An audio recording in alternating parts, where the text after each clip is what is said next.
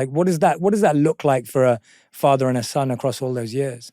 And when I was going off to college, I'd call my parents every couple of weeks, but, you couldn't like text and send photos. And so, but I always knew, that they were supportive. And so I actually got into a little bit of trouble where I'd taken my colleagues into the computer center and done some of the early Microsoft Basic work. And the college, as they filled position to supervise that computer center, were like, wow, did you break the rules?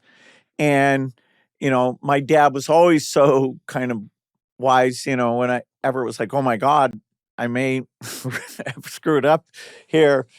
That's a time where I call him in, and his advice is very helpful.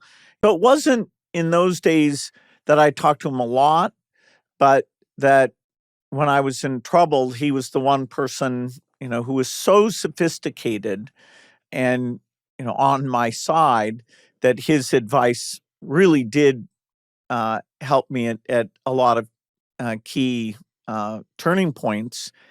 And, then later when we have a relationship where we actually talk intimately, I was able to thank him for that. Do you remember one of the final conversations you had with him? And